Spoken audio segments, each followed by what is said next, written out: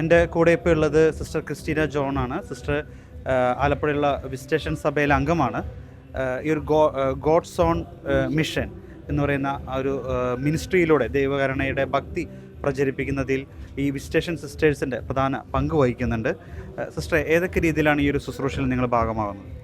ഞങ്ങൾ അച്ഛൻ ആവശ്യപ്പെട്ടത് പ്രമാണിച്ച് നമ്മുടെ സഭയുടെ മദർ ലീല ജോസ് അച്ഛൻ ആവശ്യപ്പെട്ടു കുറച്ച് സിസ്റ്റേഴ്സിനെ ഈ മിഷനിലോട്ട് അച്ഛനെ സഹായിക്കാനായിട്ട് നൽകണമെന്ന് ആവശ്യപ്പെട്ടു. അതനുസരിച്ച് ഞങ്ങൾ ജനറൽ കൗൺസിൽ മദർ തീരുമാനമെടുത്ത് അച്ഛൻ്റെ ആവശ്യം നമുക്ക് സാധിച്ചു കൊടുക്കാം. അപ്പോൾ ഇത് ദൈവകരുണയെക്കുറിച്ച് മനുഷ്യകുലത്തോട് പറയുകയാണ് ഇതിൻ്റെ ദൗത്യം. അങ്ങനെ ഞങ്ങൾ എന്നെയാണ് മദർ അത് ചുമതലപ്പെടുത്തിയത്. ഞാനിപ്പോഴത്തെ കൗൺസിലിലെ ഒരു ജനറൽ കൗൺസിലറാണ്. അപ്പം ഞാനും എന്നോടൊപ്പം 12 സിസ്റ്റേഴ്സ് ആണ് ഞങ്ങൾ ആദ്യം അച്ഛൻ്റെ ഈ ഗ്രൂപ്പിൽ പ്രവർത്തിച്ചത്. അപ്പം ഞങ്ങൾ അച്ഛൻ കണ്ടു കഴിയുന്ന ഈ സഹോദരങ്ങളെ ഞങ്ങൾ വിളിച്ചുകൂട്ടി ഗ്രൂപ്പുകളായിട്ട് വിളിച്ചുകൂട്ടി അവർക്ക് ഞങ്ങൾ ആധ്യാത്മിക കാര്യങ്ങളെക്കുറിച്ച് പറഞ്ഞു കൊടുക്കും. അപ്പം അച്ഛൻ ഞങ്ങളോട് പ്രത്യേകം പറഞ്ഞിട്ടുണ്ട്, നമ്മൾ ഭൗതിക ആവശ്യങ്ങൾ ഇവിടെ നമ്മൾ പറയേണ്ട ആവശ്യമില്ല. നമ്മൾ സ്വർഗത്തിൽ പോകാനായിട്ട് നമുക്ക് വിശുദ്ധിയാണ് ആവശ്യം. സ്വർഗം ലക്ഷ്യം വെച്ചുകൊണ്ട് നമുക്ക് എങ്ങനെ ജീവിക്കാം, അങ്ങനെ ബൈബിൾ അടിസ്ഥാനപ്പെടുത്തി നമ്മൾ അവർക്ക് ഓരോ കാര്യങ്ങൾ പറഞ്ഞു കൊടുത്ത് മനസ്സിലാക്കി കൊടുക്കും. പ്രത്യേകിച്ച് ആത്മീയ കാര്യങ്ങളിലാണ് നമ്മൾ ശ്രദ്ധ ചെലുത്തുന്നത്. ഈ ദൈവകരുണയുടെ ഭക്തി പ്രചരിപ്പിക്കുന്നതിന് വേണ്ടി അല്ലേ, അല്ലെങ്കിൽ ഭക്തി കൂട്ടുന്നതിന് വേണ്ടി അത് ആ ഒരു കാര്യങ്ങളിലാണോ കൂടുതൽ പറയുന്നത്? ആ ദൈവകരുണയെക്കുറിച്ചും അതുമായി ബന്ധപ്പെട്ടുള്ള പഠനങ്ങളൊക്കെ ആയിരിക്കും കൂടുതൽ പറയുന്നത്. അപ്പോൾ അച്ഛൻ ചിലപ്പോൾ നമുക്ക് ടോപ്പിക്ക് തരും. ഇപ്പോൾ ബൈബിളിൽ നിന്ന് ചിലപ്പോൾ സുഭാഷിതങ്ങൾ, അല്ലെങ്കിൽ സങ്കീർത്തനങ്ങൾ, അല്ലെങ്കിൽ സുവിശേഷം, ഇങ്ങനെ അച്ഛൻ തന്നെ നമുക്ക് ഓരോ ടോപ്പിക്ക് തന്നിട്ട് ഞങ്ങൾക്കും അച്ഛൻ അത് പറഞ്ഞു തരും. ഞങ്ങളത് ഗ്രൂപ്പിൽ പറയാനായിട്ട് ഞങ്ങളോട് ആവശ്യപ്പെടുകയും ചെയ്യും. അപ്പോൾ ഞങ്ങൾ എല്ലാ മാസവും അവരെ വിളിച്ചുകൂട്ടി നമ്മൾ കരുണയുടെ കൊന്ത ചൊല്ലിക്കഴിഞ്ഞ് ഒരു ചെറിയ ഈ സുവിശേഷത്തിൽ നിന്ന് വായിച്ചിട്ട് നമ്മൾ അതിനെക്കുറിച്ച് അവർക്ക് വിശദീകരിച്ചു കൊടുക്കും. പിന്നെ സന്തോഷത്തോടെ പിരിയവർ.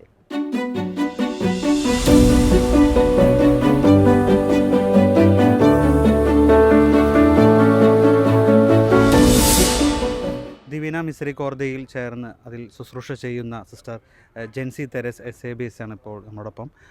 സിസ്റ്റർ, എത്ര നാളായി ഇത്തരത്തിൽ ഈ ഒരു മിനിസ്ട്രിയിൽ സിസ്റ്റർ ശുശ്രൂഷ ചെയ്യുന്നു? ഒപ്പം ഏതൊക്കെ രീതിയിലാണ് ഈ ശുശ്രൂഷ മുന്നോട്ട് പോകുന്നത്? ഞാൻ 8 വർഷത്തോളമായി ദൈവകരുണയുടെ ഈ ഇൻ്റർനാഷണൽ മിനിസ്ട്രിയിൽ ശുശ്രൂഷ ചെയ്യുന്നു. ആദ്യം ഓൺലൈൻ ശുശ്രൂഷയിലൂടെയാണ് ഞാൻ ഇതിലോട്ട് പ്രവേശിച്ചത്. പിന്നെ ഇപ്പോൾ 2 വർഷത്തോളമായിട്ടാണ് നമ്മുടെ ഈ ഡിവിന മിസറിക്കോർഡ് ഇൻ്റർനാഷണൽ മിനിസ്ട്രി ഓഫ്ലൈൻ ശുശ്രൂഷകൾ ഏറ്റെടുത്ത് തുടങ്ങിയത്. ദൈവകരുണയുടെ തിരുനാളുമായി ബന്ധപ്പെട്ട് എല്ലാ വർഷവും തന്നെ നമ്മൾ ഇതുപോലെ ഉള്ള ഒരു ശുശ്രൂഷ സംഘടിപ്പിക്കാറുണ്ട്. ഇപ്പോൾ ഇത് ചേർത്തലയിൽ സെൻറ്റ് മൈക്കിൾസ് ഇൻഡർ സ്റ്റേഡിയത്തിലാണ് ഇന്നത്തെ ശുശ്രൂഷ. ചേർത്തല തിരുഹൃദയ ലാറ്റിൻ പള്ളിയോട് ചേർന്നിട്ടാണ് നമ്മൾ ഈ ശുശ്രൂഷ കണ്ടക്ട് ചെയ്തിട്ടുള്ളത്. 3 ശുശ്രൂഷകർ, ദൈവകരുണയുമായി ബന്ധപ്പെട്ട് 3 ഗ്രൂപ്പുകൾ ചേർന്നിട്ടാണ് ഈ ശുശ്രൂഷ ഇന്നത്തെ സംഘടിപ്പിച്ചിട്ടുള്ളത്. പിന്നെ ദൈവകരുണയുടെ ശുശ്രൂഷയിൽ ഞാൻ ചെയ്തു വരുന്നത് ദൈവകരുണയുടെ ക്ലാസ്സുകൾ കണ്ടക്ട് ചെയ്യുക, പ്രത്യേകിച്ച് വിശുദ്ധ കുർബാനയും അതുപോലെ തന്നെ വിശുദ്ധ കുംഭസാരത്തെയും ഫോക്കസ് ചെയ്തിട്ടാണ് കൂടുതലായിട്ടും ശുശ്രൂഷകളെ തരും. കാരണം ഈശോ പറയുന്നതും ഈശോ ആഗ്രഹിക്കുന്നതും ദൈവകരുണയിലെ കർത്താവ് ആത്മാക്കളെ കാത്തിരിക്കുക.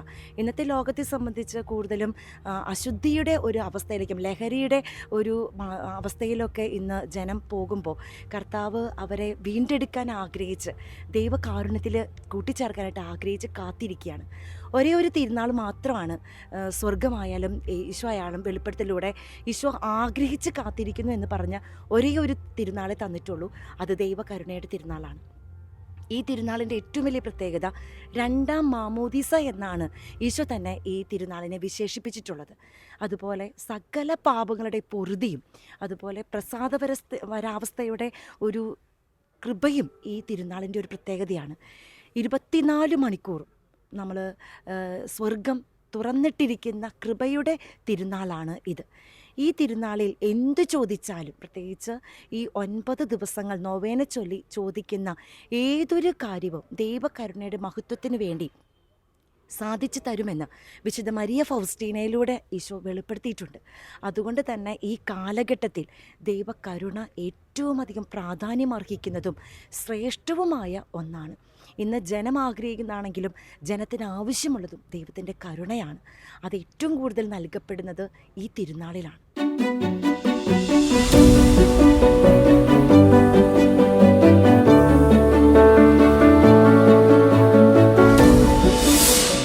മിസരിക്കോർദിയയുടെ ഇൻ്റർനാഷണൽ കോർഡിനേറ്ററായ ബ്രദർ ജോർജ് ജോസഫ് സാർ ഇപ്പോൾ നമ്മുടെ ഒപ്പം ചേരുകയാണ്. ബ്രദറെ, എങ്ങനെയാണ് ഈ ഒരു ദിവീന മിസരിക്കോർദിയ എന്ന് പറയുന്ന ഈ ഒരു ശുശ്രൂഷ സംഘടനയുടെ പ്രവർത്തനങ്ങളും ഇന്ന് ഈ ഒരു ദൈവകരുണയുടെ തിരുനാൾ ദിനത്തിൽ ഇപ്പോൾ ഇവിടെ നമ്മൾ ഈ ഒരു ചേർത്തിൽ നടക്കുന്ന ഈ ഒരു പ്രോഗ്രാമിനെ കുറിച്ചൊക്കെ പങ്കുവയ്ക്കാമോ? തീർച്ചയായിട്ടും. 2019 ജനുവരി 8-ാം തീയതിയാണ് ദിവീന മിസരിക്കോർദിയ ഇൻ്റർനാഷണൽ മിനിസ്ട്രിക്ക് പരിശുദ്ധാത്മാവ് രൂപം നൽകുന്നത്. സാധാരണ ഒരു വിശ്വാസിയായ ബ്രദർ സെബാസ്റ്റ്യൻ മെരിയൻ, അദ്ദേഹം പയസ് 10th ചാപ്പലിൽ, തിരുവനന്തപുരത്തുള്ള പയസ് 10th ചാപ്പലിൽ പ്രാർത്ഥിച്ചുകൊണ്ടിരിക്കുമ്പോൾ ലോകരാഷ്ട്രങ്ങൾക്ക് വേണ്ടി പ്രാർത്ഥിക്കുന്നുള്ളൊരു സന്ദേശം നൽകുകയായിരുന്നു. അതിനുശേഷം അനേകർ ഈ ലോകരാഷ്ട്രങ്ങളെ ഏറ്റെടുത്ത് പ്രാർത്ഥിക്കുവാനായിട്ട് കടന്നു വന്നു. 53 പേര് അടങ്ങുന്ന ചെറിയൊരു വാട്സപ്പ് ഗ്രൂപ്പിൽ തുടങ്ങിയ കൂട്ടായ്മ ഇന്ന് 58 രാജ്യങ്ങളിൽ 40,000-ലധികം അംഗങ്ങൾ ഉൾപ്പെടുന്ന വലിയൊരു സമൂഹമായിട്ട്, അതിൽ അഭിവന്യ പിതാക്കന്മാർ, 3 റീത്തുകളിൽ നിന്നുള്ള പിതാക്കന്മാർ, അഭിവന്യ വർഗീസ് ചക്കാലക്കൽ പിതാവ്, അഭിവന്യ റെമിജിയോസ് ഇഞ്ചനാനിയൽ പിതാവ്, അഭിവന്യ ഗീവർഗീസ് മാർ മക്കാരിയോസ് പിതാവ്, അതുപോലെ ആത്മീയ പിതാക്കന്മാരായിട്ട് അഭിവന്യ ആൻ്റണി ചെറിയത്ത് പിതാവ്, അഭിവന്യ ജോസഫ് വാശിൻ പിതാവ്, അങ്ങനെ ധാരാളം പിതാക്കന്മാരുടെ അനുഗ്രഹാശിസ്സുകളോടെ ധാരാളം വന്യ വൈദികരും സന്യസ്തരും അൽമായരും അടങ്ങുന്ന വലിയൊരു പ്രാർത്ഥനാ കൂട്ടായ്മയാണ് 24 മണിക്കൂറും ദൈവകരുണയ്ക്ക് വേണ്ടി നിലവിളിക്കുന്ന, പ്രത്യേകമായിട്ട് ലോകരാഷ്ട്രങ്ങളെ സമർപ്പിച്ചുകൊണ്ട് പ്രാർത്ഥിക്കുന്ന ഒരു കൂട്ടായ്മയാണ്.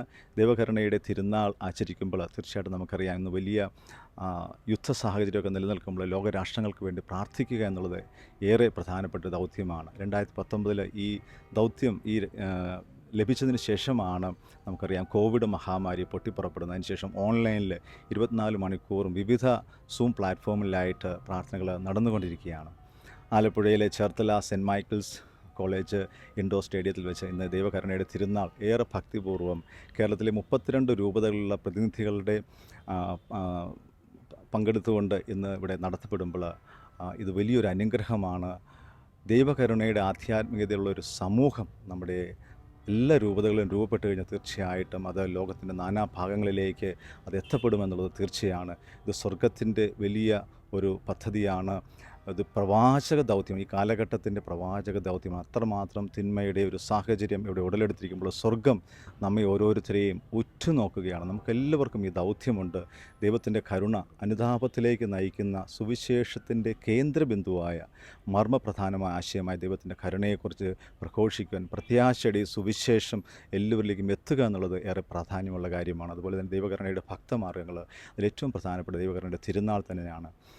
ഈസ്റ്റർ തിരുനാളിൻ്റെ 8-ാം ഇടമായ, അതായത് ഈസ്റ്റർ ഒക്ടേവായ ദൈവകരുണ, ഈശോയുടെ പെസഹ രഹസ്യങ്ങളുടെ യോഗ്യതയെല്ലാം പൂർണ്ണമായി അതിൻ്റെ ചൈതന്യത്തിൽ സ്വീകരിക്കുന്ന ഈ തിരുനാൾ തോമാസ് ലീഹ അവിടുത്തെ തിരുമുറിവുകളിൽ നോക്കിക്കട്ടെ, എൻ്റെ കർത്താവേ എൻ്റെ ദൈവമേ എന്ന് വിശ്വാസം ഉറക്കെ പ്രഖ്യാപിച്ച അവിടുത്തെ തിരുമുറിവുകളിൽ നിന്ന് ഒഴുകി വരുന്ന അവിടുത്തെ കരുണ, സ്നേഹം നമ്മളെല്ലാവരും സ്വീകരിക്കുവാനായിട്ടുള്ള ഒരു പുണ്യദിനമാണ്. അതുകൊണ്ട് തന്നെ ഈ തിരുനാൾ ഏറ്റവും യോഗ്യതാപൂർവ്വം, ഏറ്റവും മനോഹരമായിട്ട് ആഘോഷമായി ഇവിടെ കൊണ്ടാടുക എല്ലാവർക്കും സന്തോഷമുള്ള കാര്യമാണ്. ഈ പരിസരത്തിലുള്ള ആളുകൾ, അതുപോലെ തന്നെ കേരളത്തിലെ വിവിധ രൂപതകളിൽ നിന്ന് എല്ലാവരും കൂടി 10,000-ഓളം ആളുകൾ പങ്കെടുക്കുമെന്നാണ് പ്രതീക്ഷിക്കുന്നത്. ഒത്തിരി സന്തോഷമുണ്ട്. നമുക്ക് തീർച്ചയായിട്ടും ഈ സന്ദേശം എല്ലാവരിലേക്കും, ലോകം മുഴുവനിലേക്കും എത്തിവിടാനുള്ള ഈ പരിശ്രമത്തിൽ പങ്കുകാരാകാമെന്ന് ഏറെ സ്നേഹത്തോടെ എല്ലാവരെയും ഓർമ്മിപ്പിക്കുകയും പ്രാർത്ഥിക്കുകയും ചെയ്യുന്നു. ആമേൻ.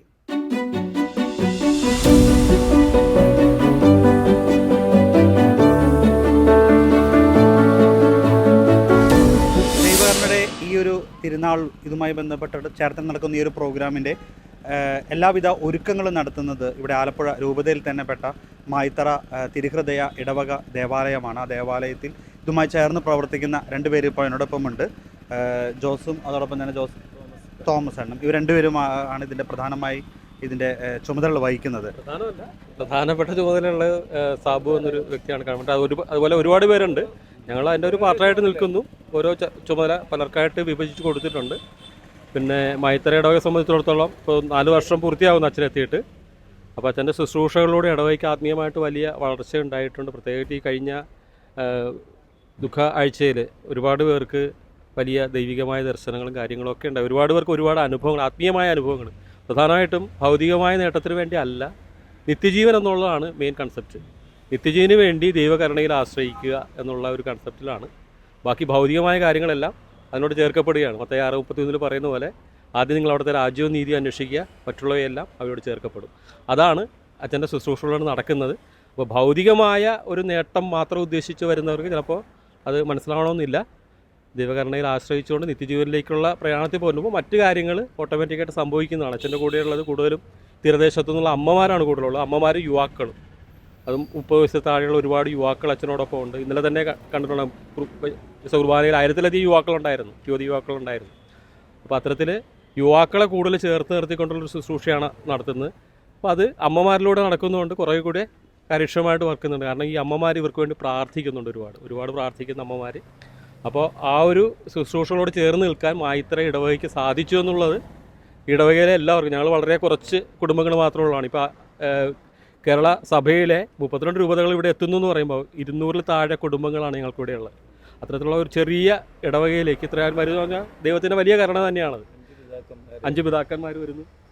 പിന്നെ ലോകം മുഴുവൻ എൻ്റെ കരുണയെപ്പറ്റി അറിയണമെന്നാണ് വിശുദ്ധ മരിയ ഫൗസ്തീനയിലൂടെ കർത്താവ് അരുളി ചെയ്തിരിക്കുന്നത്.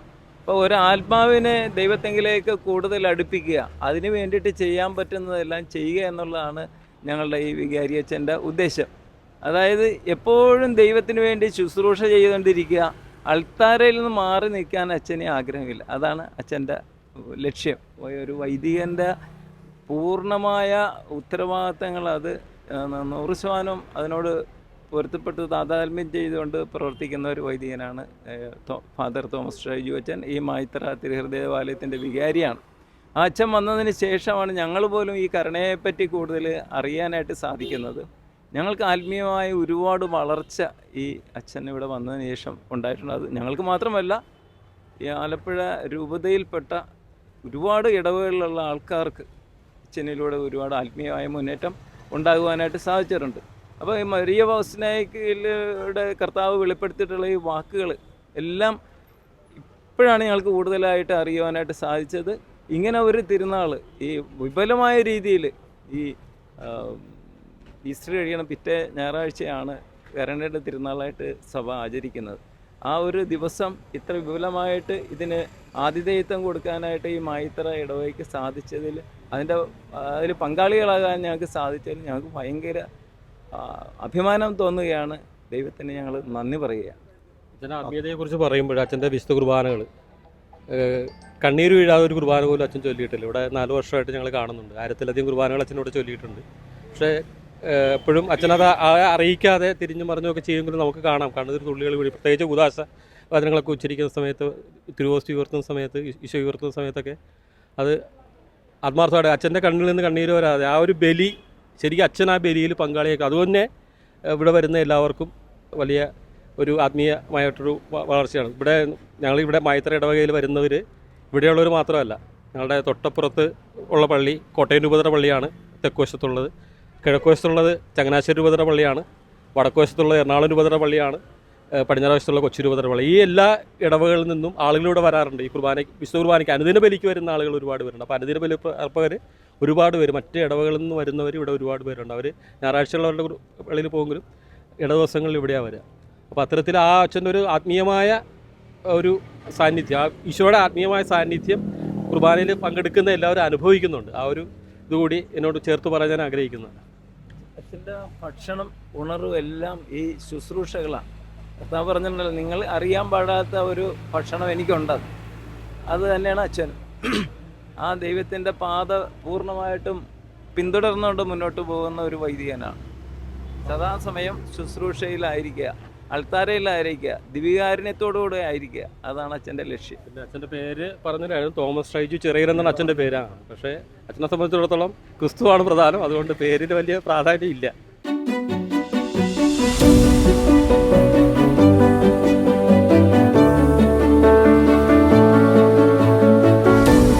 ദൈവകരുണയുടെ ഭക്തി അത് പ്രചരിപ്പിക്കുന്നതിനും അതിൻ്റെ പ്രചാരകരായും പ്രവർത്തിക്കുന്ന കുറച്ച് യുവജനങ്ങൾ, ഗോഡ്സ് ഓൺ മിഷൻ എന്ന ആ ഒരു മിനിസ്ട്രിയിലൂടെ അതിൻ്റെ യുവജന വിഭാഗമാണ് ഇപ്പോൾ നമ്മളോടൊപ്പം ഉള്ളത്. അതിൻ്റെ സെക്രട്ടറിയായ ജോസഫ്, എങ്ങനെയാണ് നിങ്ങളുടെ പ്രവർത്തനങ്ങളെക്കുറിച്ചൊക്കെ ഒന്ന് പങ്കുവയ്ക്കാമോ? എത്ര പേര് നിങ്ങളുണ്ട്? എങ്ങനെയൊക്കെയാണ് നിങ്ങൾ യൂത്ത് ആയിരിക്കുമ്പോൾ തന്നെ ഇത്തരത്തിൽ ദൈവകരുണ പ്രചരിപ്പിക്കുന്നതിനും അതിൻ്റെ ഭക്തി വളർത്തുന്നതിനുമായിട്ട് നിങ്ങൾ എന്താണ് ചെയ്യുന്നത്? ബഹുമാനപ്പെട്ട ഷൈജു അച്ഛൻ്റെ നേതൃത്വത്തിൽ ദൈവകരുണയുടെ ആഴങ്ങളിലേക്ക് ഇറങ്ങിയാണ് നമ്മളുടെ ഒരു ചിന്ത അച്ഛനിലൂടെ വന്നത്. പരിശുദ്ധാത്മാവ് നയിക്കപ്പെട്ടതിലൂടെ നമ്മൾ ആലപ്പുഴ രൂപതയിൽ തന്നെ നമ്മൾ ആദ്യം സജീവമായിട്ട് അമ്മമാരുടെ ഇടയിലാണ് ദൈവകരുണയുടെ ഭക്തി പ്രചരിപ്പിക്കാനായിട്ട് ആത്മാവ് നമ്മൾ നയിച്ചത്, പരിശുദ്ധാത്മാവിൻ്റെ പ്രേരണയെ. അങ്ങനെ അമ്മമാരിലൂടെ നമ്മുടെ ഓരോ ഇടവകയിലും കൂട്ടായ്മ രൂപീകരിക്കപ്പെടുകയും അമ്മമാരുടെ സജീവമായ പ്രവർത്തനങ്ങളും പ്രാർത്ഥനയും ഓരോ ഇടവകയിലുള്ള അവരുടെ ദൈവകരുണയുടെ പ്രചാരണത്തിൻ്റെ ഭാഗമായിട്ടുള്ള ദൈവകരുണയുടെ ജപമാലയുടെ ആചരണവും ഛായാചിത്രത്തിൻ്റെ വണക്കങ്ങളും ചെറിയ കൂട്ടായ്മകളായിട്ട് തുടങ്ങി 12 പേരുടെ ഒരു കൂട്ടായ്മയായിട്ട് ആരംഭിച്ച ഈ സംരംഭം അത് വളരെ ആത്മാവിൻ്റെ പ്രേരണയാൽ തന്നെ നയിക്കപ്പെടുകയും ഈശോ തന്നെ അവിടുത്തെ അനന്തകരുണയിൽ ആശ്രയിച്ച് നിന്ന അച്ഛനിലൂടെ നിന്ന യുവാക്കളെയും അമ്മമാരെ ഒരുമിച്ച് കൂട്ടുകയാണ് ഞങ്ങൾ കാണാനായിട്ട് ഇടയായത്.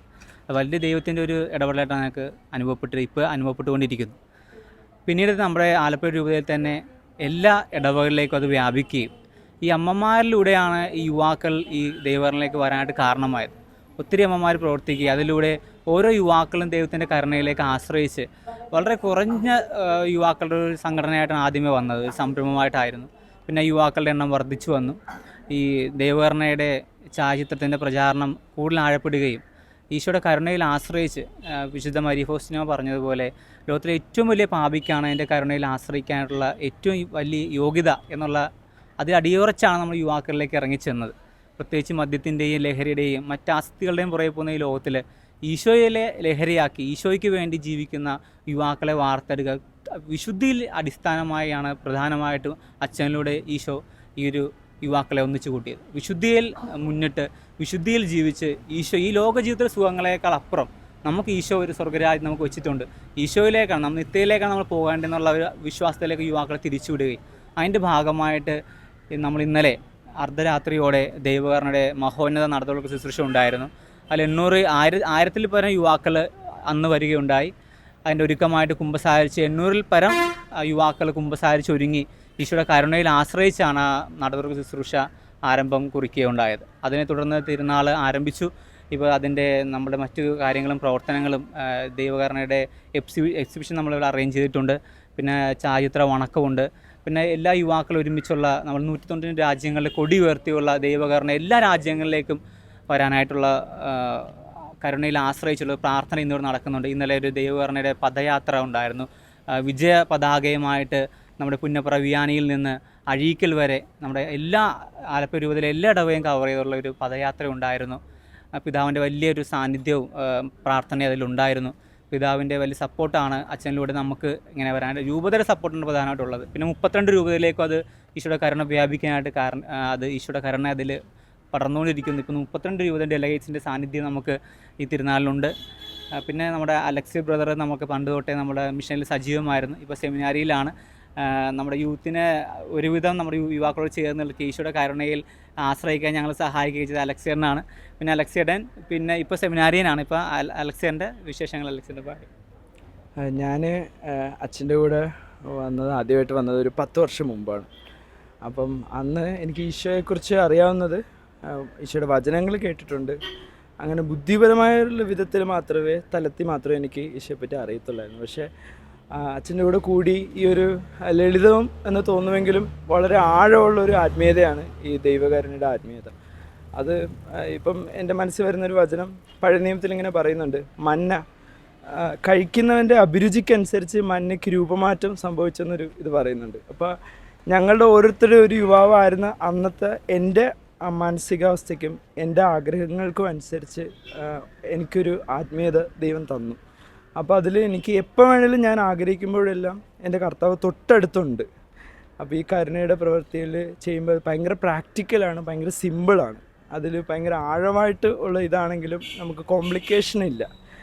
അപ്പം അതൊരു കുഞ്ഞിൻ്റെ നിഷ്കളങ്കതയും ആത്മീയതയും നമുക്ക് കിട്ടുന്ന ഒരു ഇതാണ്. അച്ഛൻ ഞങ്ങളോട് പറയാറുണ്ട്, വിശുദ്ധ ഫൗസ്തീനയുടെ ഡയറി ഞങ്ങൾ ബൈബിൾ കഴിഞ്ഞിട്ട് എന്നെ ഏറ്റവും കൂടുതൽ സ്വാധീനിച്ചൊരു പുസ്തകമാണ്. അത് വായിക്കുന്ന ആർക്കും അങ്ങനത്തെ ഒരു അനുഭവം ഉണ്ടാവും. പിന്നെ ഞങ്ങളുടെ കൂട്ടായ്മയുടെ ഭാഗത്ത് ശരിക്കും ഒരു ദൈവം ഒറ്റയ്ക്കൊരാളെ രക്ഷപ്പെടുത്തുന്നതിനേക്കാൾ കൂടുതൽ ദൈവം ഒരാളെ രക്ഷപ്പെടുത്തുന്ന ഒരു കൂട്ടായ്മയിലാണ്. ഈ കൂട്ടായ്മയിലാണ് സ്നേഹവും മറ്റുള്ളവരുമായിട്ടുള്ള ആ ഒരു ദൈവാനുഭവമൊക്കെ വളരുന്നത്. അപ്പോൾ ഞങ്ങൾക്ക് ഈ മിഷൻ പ്രവർത്തനവുമായിട്ട് ബന്ധപ്പെട്ട് ഞങ്ങൾക്ക് ഏറ്റവും കൂടുതൽ അനുഭവിച്ചിട്ടുള്ളത് ഈശോനെ ഞങ്ങളുടെ കൂടെ ഉള്ളവരിൽ കാണാൻ പറ്റിയിട്ടുണ്ട്. പിന്നെ ഞങ്ങൾക്ക് ദൈവം അനുഗ്രഹിച്ച ഒരു ആത്മീയ പിതാവായിട്ട് അച്ഛനെ തന്നിട്ടുണ്ട്, ഷൈജു അച്ഛൻ. അച്ഛൻ നല്ല രീതിയിൽ ഞങ്ങളെ ഗൈഡ് ചെയ്തു. പല തരത്തിലും വീണു പോകാവുന്ന സാധ്യതയുള്ള ബലഹീനതയിലുള്ള വർഷങ്ങളും സമയങ്ങളും ഉണ്ടായിട്ടുണ്ട്.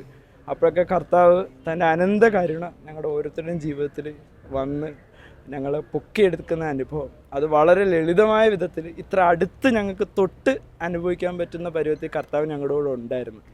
അതാണ് ഞങ്ങൾ ഈ ഒരു കൂട്ടായ്മയുടെയും ഈ ഒരു വളർച്ചയുടെയും ഒക്കെ ഒരു അടിസ്ഥാനം. ദൈവത്തിൻ്റെ കരുണയും അവിടുന്ന് ഞങ്ങൾക്ക് തന്ന ഒത്തിരി നല്ല അനുഭവങ്ങളും.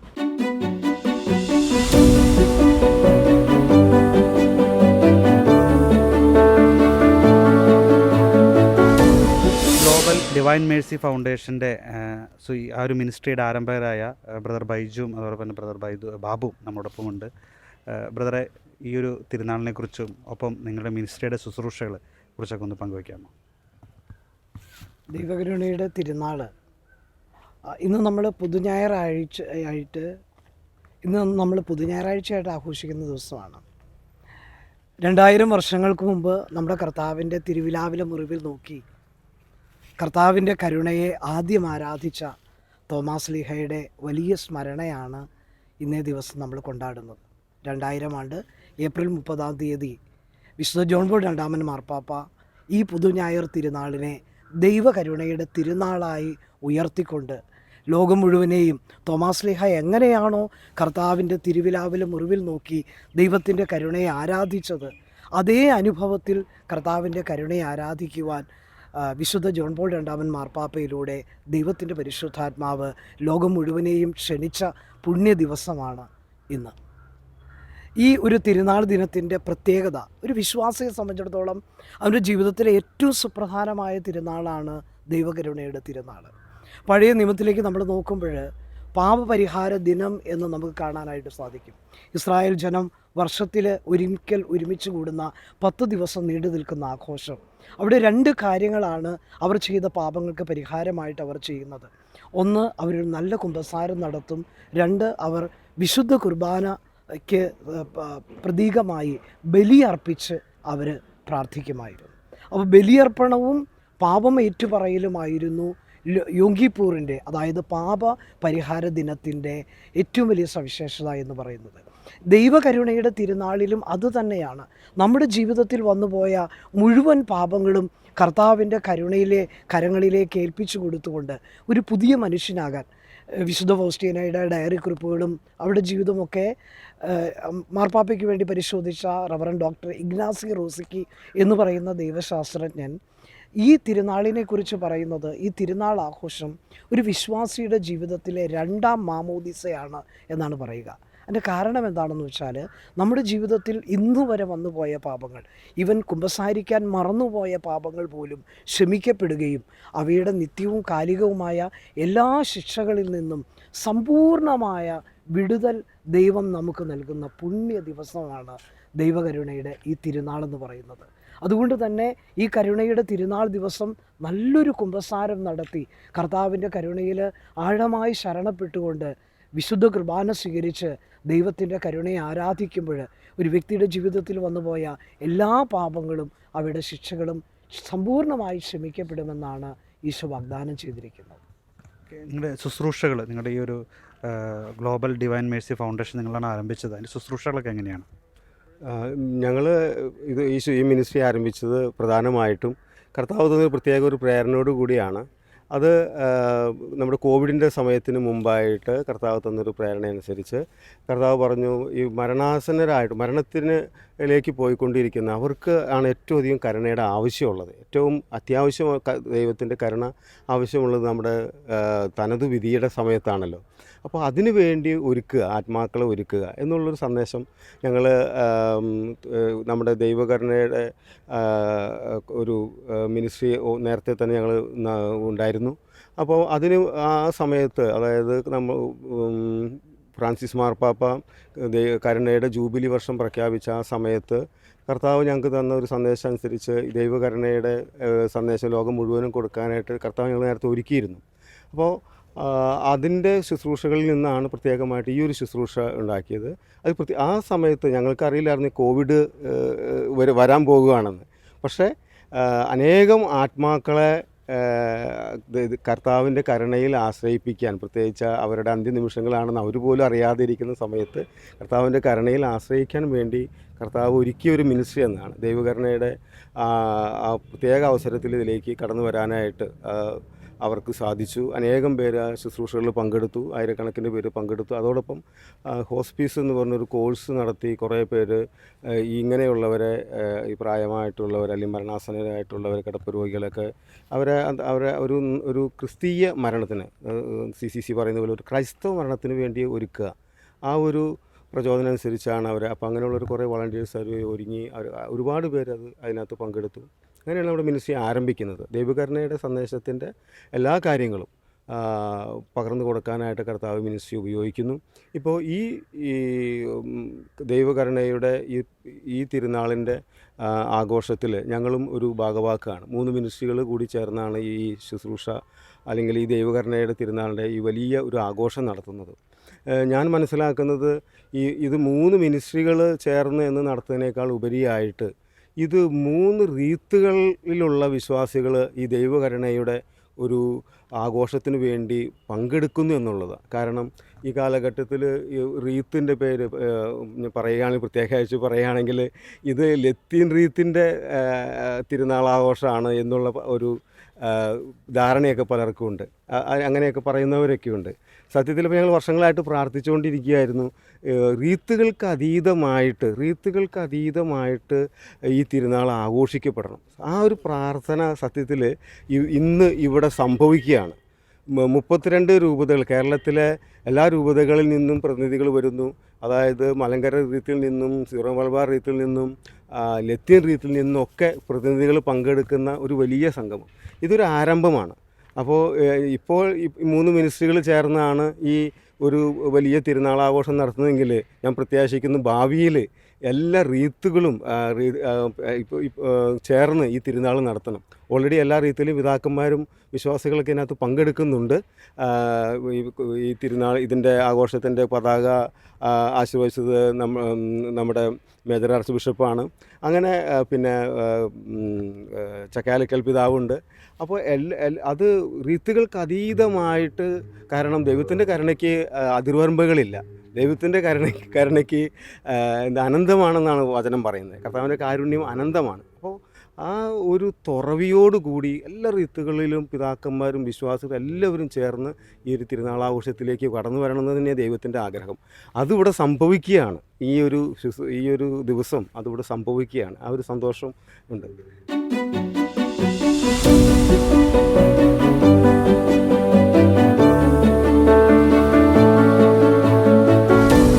എൻ്റെ കൂടെ ഇപ്പോൾ ഉള്ളത് ഫാദർ തോമസ് ഷൈജു ചെറിയലച്ചനാണ്. അച്ഛനാണ് ഈ ഒരു മായിത്തറ തിരുഹൃദയ ദേവാലയത്തിൻ്റെ വികാരിയച്ഛനാണ് കഴിഞ്ഞ 4 വർഷമായിട്ട്.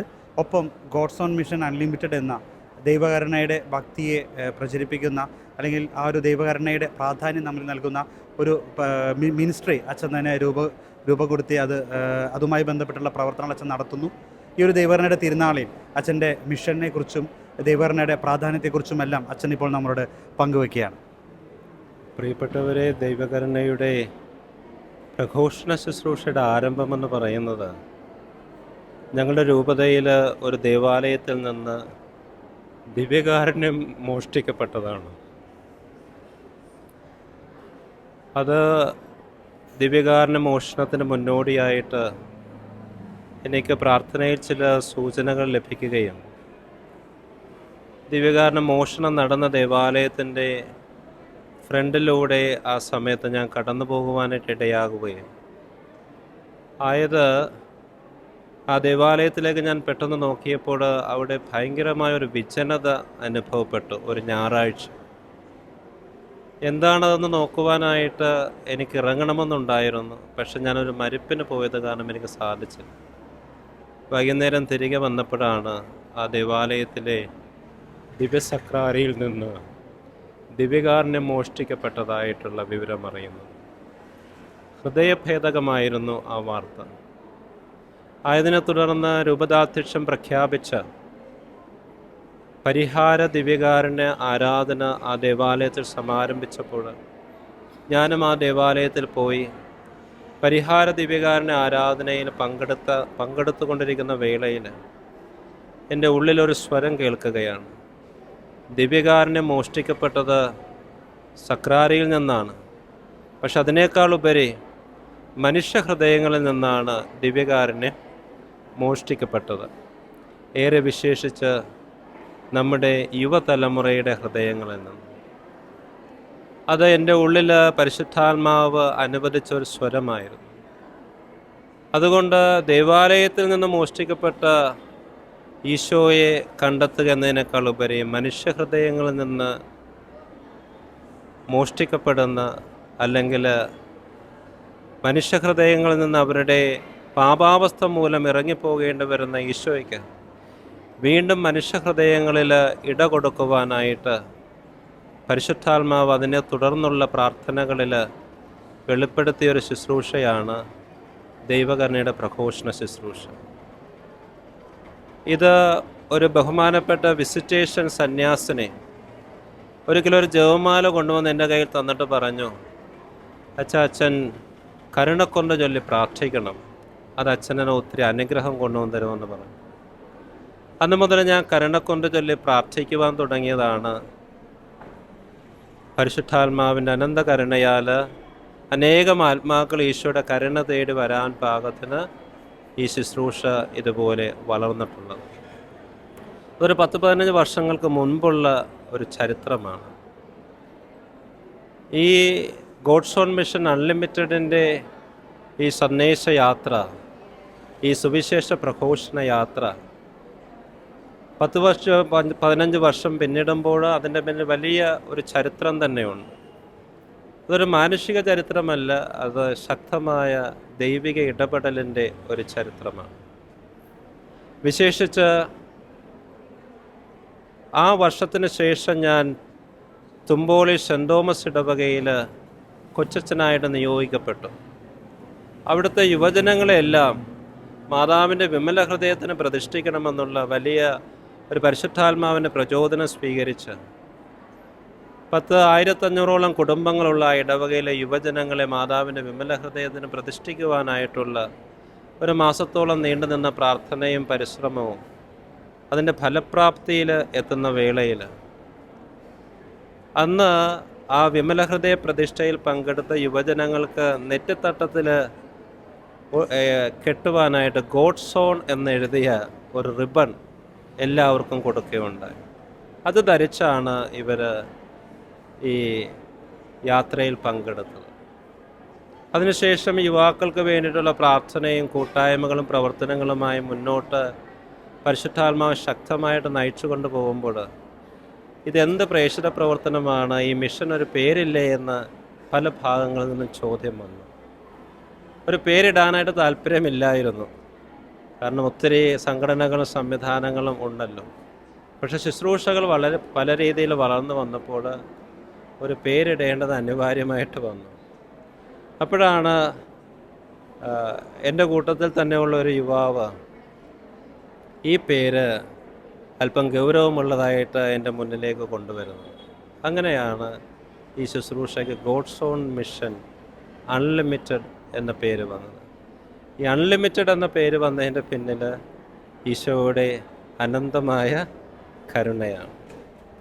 ആ കരുണയുടെ ചൈതന്യം പരിശുദ്ധാത്മാവ് എല്ലാവർക്കും എന്നതുപോലെ എനിക്കും അനുവദിച്ചതിൻ്റെ ഭാഗമായിട്ട് ആ കരുണ ഈ ഭൂമിയിലെ അവസാനത്തെ ആത്മാവിനും എത്തിച്ചു കൊടുക്കുക, അതും യുവജനങ്ങളിലൂടെ ആ കരുണ ലോകം മുഴുവനും എത്തിച്ചു കൊടുക്കുക എന്നുള്ളത് അന്ന് മുതലേ ഉള്ളൊരു പ്രാർത്ഥനയായിരുന്നു. 1-2 വർഷങ്ങൾ പിന്നിടുമ്പോൾ ദൈവകരുണയുടെ ഒരു പതാക ഞങ്ങൾ പ്രാർത്ഥിച്ച് ആശീർവദിച്ച് കേരളത്തിലെ പ്രധാനപ്പെട്ട രൂപത കത്തീഡ്രൽ ദേവാലയങ്ങളിൽ കൊണ്ടുപോയി വെച്ച് പ്രാർത്ഥിച്ചൊരു ശുശ്രൂഷ ചെയ്തായിരുന്നു. ആ പ്രാർത്ഥനയുടെ ഫലം വർഷങ്ങൾക്കിപ്പുറം ഇന്ന് കരുണയുടെ തിരുനാൾ ആഘോഷിക്കുമ്പോൾ കേരളത്തിലെ 32 രൂപതകളിലെയും പ്രതിനിധികൾ പങ്കെടുക്കുന്ന വിധത്തിൽ ഒരു മഹത്തായ ചരിത്രത്തിൽ സുവർണ ലിപികളിൽ രേഖപ്പെടുത്താൻ പാകത്തിന് എന്ന് പറഞ്ഞെന്നാൽ ദൈവകരുണയുടെ പ്രഘോഷണവുമായി ബന്ധപ്പെട്ട് രേഖപ്പെടുത്തുവാൻ പാകത്തിന് എല്ലാ രൂപതകളിൽ നിന്നും പ്രതിനിധികളും 3 റീത്തുകളിൽ നിന്നുള്ള ബിഷപ്പുമാരും പങ്കെടുക്കുന്ന വിധത്തിൽ ഈ ശുശ്രൂഷ ഇവിടം വരെ എത്തി നിൽക്കുമ്പോൾ ഈ ശുശ്രൂഷയുടെ കാര്യത്തിൽ ഒത്തിരി സംഭാവനകൾ ചെയ്തിട്ടുള്ള ദിവീന മിസ്രിക്കോർദിയ ഇൻ്റർനാഷണൽ മിനിസ്ട്രീസ് എന്ന ഒരു ദൈവകരുണയുടെ പ്രഘോഷണ ടീമിനെ വിസ്മരിക്കാൻ പറ്റില്ല. അവരിലുണ്ടായ ആത്മീയ പ്രചോദനം എന്നെ തേടി വരുവാനായിട്ട് ഇടയാവുകയും ഞങ്ങൾ തമ്മിലുള്ള സംഭാഷണത്തിൽ പരിശുദ്ധാത്മാവ് പ്രാർത്ഥനയിൽ വെളിപ്പെടുത്തുന്നത് പോലെ മുന്നോട്ട് പോകാമെന്നുള്ള ആശയധാരണയിൽ പിരിഞ്ഞു. പ്രാർത്ഥനയിൽ ഒരുമിച്ച് പോകണമെന്നുള്ള നിർദ്ദേശം ലഭിച്ചു. അങ്ങനെ ദിവീന മിസ്രിക്കോർദിയ ഇൻ്റർനാഷണൽ മിനിസ്ട്രീസും ഗോഡ്സ് ഓൺ മിഷൻ അൺലിമിറ്റഡും സംയുക്തമായിട്ട് വിശേഷിച്ച് ദിവീന മിസ്രിക്കോർദിയ ഇൻ്റർനാഷണൽ മിനിസ്ട്രീസിൻ്റെ നേതൃത്വത്തിലുള്ള ശുശ്രൂഷകൾക്ക് ഒരു കോർഡിനേഷൻ വഹിക്കുവാനുള്ള അനുഗ്രഹം ദൈവാത്മാവ് ഈ എളിയവന് നൽകുകയുണ്ടായി. അതിനോട് ചേർന്ന് വർഷങ്ങളായിട്ട് ദൈവകരുണ പ്രഘോഷിക്കുന്ന മറ്റൊരു team global divine Mercy foundation, അവരും ആ കാലയളവിൽ തന്നെ ഞാനുമായിട്ട് കണ്ടുമുട്ടുകയും അവരുടെയും ഒരു ആത്മീയ നേതൃത്വത്തിലേക്ക് കടന്നു ചെല്ലുവാനുള്ളൊരു കൃപ പരിശുദ്ധാത്മാവ് നൽകുകയും ചെയ്തു. അങ്ങനെ ഇപ്പോൾ ഈ 3 മിഷനും സംയുക്തമായിട്ടാണ് ഇത്രയും വലിയൊരു മഹാതിരുനാളിൻ്റെ ഒരു വേദി ഒരുക്കുവാനായിട്ട് ഇടയായിട്ടുണ്ട്. അങ്ങനെ ഒരു വേദി ഇവിടെ ഒരുങ്ങുമ്പോഴാണ്, ഇതൊരു ചെറിയ ഇടവകയാണ്, 190 കുടുംബങ്ങളേ ഉള്ളൂ, 6-7 കിലോമീറ്ററുകൾ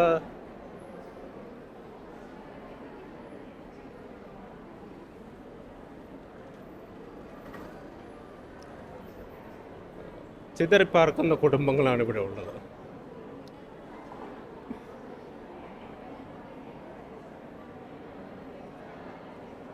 പക്ഷേ ഈശോയുടെ കരുണയുടെ തിരുനാൾ, ഈശോയുടെ തിരുഹൃദയത്തിന് നാമധേയത്തിലുള്ള ഈ ഇടവക അവർ ഹൃദയം കൊണ്ട് ഏറ്റെടുത്തു. ഒരു കുറവുമില്ലാതെ അവരെല്ലാം മറന്ന് കേരള സഭയെ മുഴുവനും നെഞ്ചിലേറ്റാൻ പാകത്തിന് ഈ പണിതീരാത്ത സ്റ്റേഡിയത്തെ ഈശോയുടെ മഹനീയ ദർശനത്തിനും മനുഷ്യകുലത്തിൻ്റെ രക്ഷയ്ക്ക് കാരണമായ അവിടുത്തെ കാൽവരയിലെ യാഗാർപ്പണത്തിനും ഒരുക്കി ഇടവകയിലെ വീടുകൾ വിട്ടുതന്ന് സർവസന്നാഹത്തോടുകൂടെ സഹകരിക്കുന്ന രീതിയിൽ ഈ തിരുനാൾ ഒരു അനുഗ്രഹമായി തീർന്നു. അതിനുള്ള യോഗ്യത എനിക്കോ നമുക്കാർക്കുമോ ഇല്ല. ദൈവം നമ്മളോട് എല്ലാവരോടും കരുണ കാണിക്കുന്നു. വിശുദ്ധ മരിയ ഫൗസ്റ്റിനയുടെ ഡയറിയിലെ ഒരു കാര്യം ഈശോ തന്നെ വെളിപ്പെടുത്തിയത്, എൻ്റെ കരുണയിൽ ആശ്രയിക്കുന്ന ആത്മാക്കൾക്ക് അവർ നഷ്ടപ്പെടുത്തിയാലും അധികം കൃപകൾ ഞാൻ നൽകുമെന്നാണ്. ഈ ലോകത്തിലെ ഏറ്റവും വലിയ പാപിക്ക് ആണ് എൻ്റെ കരുണയിൽ ആശ്രയിക്കുവാൻ ഏറ്റവും കൂടുതൽ അവകാശം. അതുകൊണ്ടായിരിക്കണം ഞാൻ നിങ്ങളുടെ മുമ്പിൽ ഇങ്ങനെ ഇപ്പോൾ നിൽക്കുന്നത്. ഈശോയുടെ കരുണയുടെ സന്ദേശത്തിൻ്റെ കാതൽ ഈ ലോകത്തിലെ ഏറ്റവും വലിയ പാപിക്ക് ഏറ്റവും വലിയ വിശുദ്ധനാകുവാൻ എൻ്റെ കരുണയിൽ ആശ്രയിച്ചാൽ മാത്രം മതിയെന്നാണ്. ഈശോയുടെ കരുണയിൽ നിരന്തരം ആശ്രയിക്കുന്ന എത്ര വലിയ പാപിയായ മനുഷ്യനാണെങ്കിലും ദൈവത്തിൻ്റെ പരിശുദ്ധിയുടെ പരിപൂർണതയിലേക്ക് വളരുവാൻ സാധിക്കും. ആയതിലേക്ക് ഈശോ കരുണയുടെ തിരുനാളിലൂടെയും എല്ലാ ദിവസവുമുള്ള 3 നേരത്തെ കരുണയുടെ തിരുമണിക്കൂർ ആചരണത്തിലൂടെയും ദൈവകരുണയുടെ ഛായാചിത്ര വണക്കത്തിലൂടെയും ഈശോയെ ഞാനെങ്കിൽ ശരണപ്പെടുന്നുവെന്നുള്ള അത്ഭുതകരമായ ഈശോ തന്നെ നിർദ്ദേശിച്ചിട്ടുള്ള പ്രാർത്ഥനയിലൂടെയും ഓ ഈശോയുടെ തിരുഹൃദയത്തിൽ നിന്ന് ഞങ്ങൾക്ക് കാരുണ്യ സ്രോതസ്സായി ഒഴുകിയിറങ്ങിയ തിരുരക്തമേ തിരുജലമേ ഞാനെങ്കിൽ ശരണപ്പെടുന്നുവെന്നുള്ള പാപികളുടെ മാനസാന്തരത്തിന് വേണ്ടി ഈശോ അനുവദിച്ച പ്രാർത്ഥനയിലൂടെയും ഏറ്റവും സവിശേഷമായി ദൈവകരുണയുടെ തിരുനാൾ ആഘോഷത്തിലൂടെയും ഈശോ തൻ്റെ കരുണയുടെ സാഗരത്തിലേക്ക് മനുഷ്യകുലത്തെ മുഴുവനും മാടി വിളിക്കുകയാണ്. മനുഷ്യകുലത്തിന് രക്ഷയുടെ അവസാന പ്രതീക്ഷയായി ഞാൻ കരുണയുടെ തിരുനാൾ അനുവദിക്കുന്നുവെന്നാണ് ഈശോ പറഞ്ഞിരിക്കുന്നത്. അത് പുതുഞാറാകുമ്പോൾ തോമാസ് ശ്ലീഹായുടെ വിശ്വാസ പ്രഖ്യാപനത്തോട് ചേർന്ന് ഏറ്റവും അർത്ഥപൂർണമായി പോകുന്ന ഒരു തിരുനാൾ ആഘോഷമാണ്. തോമാസ് ശ്ലീഹായ്ക്കാണല്ലോ ഈശോ തൻ്റെ കുത്തിത്തുറക്കപ്പെട്ട തിരുവിലാവും കരങ്ങളിലെ ആണിപ്പഴുതുകളും കാണിച്ചു കൊടുത്തുണ്ട്. തോമാ വാ, എൻ്റെ കരങ്ങൾ കാണുക, നിൻ്റെ കൈ നീട്ടി എൻ്റെ പാർശ്വത്തിൽ വയ്ക്കുക എന്ന് പറഞ്ഞുകൊണ്ട്, അവിശ്വാസിയായ വിശ്വാസിയായിരിക്കുക എന്ന് പറഞ്ഞുകൊണ്ട് തൻ്റെ തിരുഹൃദയ സ്നേഹത്തിൻ്റെ അഗ്നിയിലേക്ക് തോമാസ് ശ്ലീഹായെ ഈശോ സ്നേഹത്തോടെ ക്ഷണിച്ചപ്പോൾ തോമാസ് ശ്ലീഹ ഉദ്ഘോഷിച്ചു, എൻ്റെ കർത്താവേ, എൻ്റെ ദൈവമേ.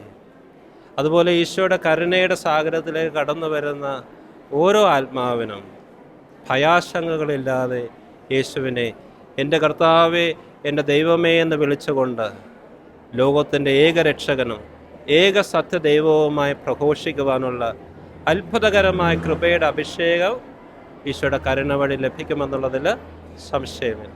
ഇന്നലെ രാത്രി ദൈവകരുണയുടെ മഹനീയ ദർശനം നടന്നു.